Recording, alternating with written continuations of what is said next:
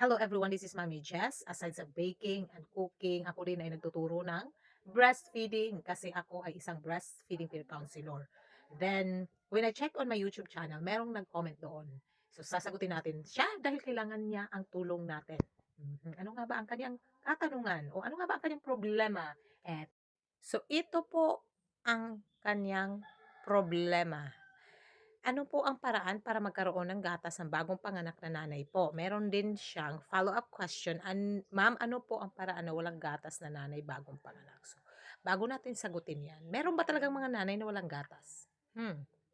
Meron kayong kakilala na hindi nakapagpadede. Pero hindi ibig sabihin nun, wala silang gatas. Meron lang mali o naputol or something wrong sa kanilang journey. Kaya hindi sila nakapagpadede. Hindi ibig sabihin walang gatas. Lahat ng nanay na nagbuntis at nanganak, may gatas. Okay? Tandaan, may gatas yan. Kasi, bago pa lumaki yung tiyan natin, nauna nang lumaki yung daddy natin.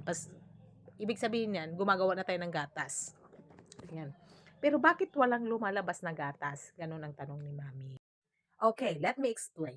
Pag tayo ay nang bubuntis, gumagawa na tayo ng gatas. Kaya nga merong mga nanay na kahit buntis pa lang, tumutulo yung gatas nila. And that is okay.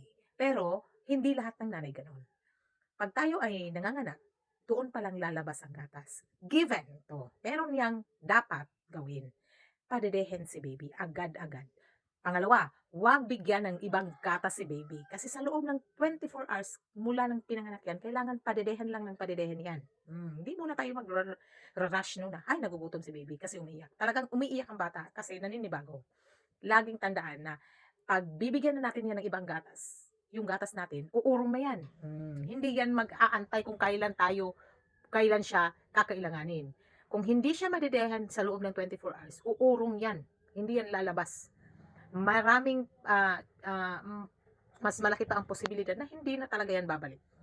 So, ang gagawin pag manganak, pag walang gatas, padedehin si baby, ayusin ang pagdede, hindi porket iiyak siya, maghanap ng tamang posisyon sa breastfeeding. Napakaraming posisyon sa breastfeeding. Kahit CS ka pa at hindi ka makagalaw, meron yan. At ang pangalawa, huwag bibigyan ng ibang gatas si baby, lalong-lalo na yung bottle. Kung hindi man siya kung kasama mo man ang baby. Ayan. So, yun. Walang ibang gagawin. Yun lang. Tapos, para ma-sure na nakainom si baby, kahit na wala kang nakikitang gatas sa dede, tignan ang diaper. Kung umihi si baby, nag-poop si baby sa loob ng 24 hours, then you're okay. Nakainom si baby. Kasi walang output kung walang input, di ba? That's basic na rule, no? Kung may nainom ang bata, meron yan siyang lalabas.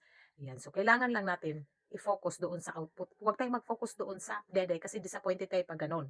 Hindi kasi tumatagas ang gatas natin kasi napakaliit ng tiyan ni baby. So, nag-a-adjust yun according sa need niya, ang supply natin. Kung lagi siyang nagdidede sa loob ng 24 hours, asahan mo, after 2 to 3 days, lalabas ang gatas. Pero kung hindi mo padidehin, hindi yan lalabas unless padidehin siya. Kung bibigyan natin ng ibang gatas si baby. Ayan, sana natauto tayo, no? Hindi lang tayo sa pagluluto, kundi lahat na ng diskarte na magiging wais na nanay, gagawin na natin. Okay? Bye!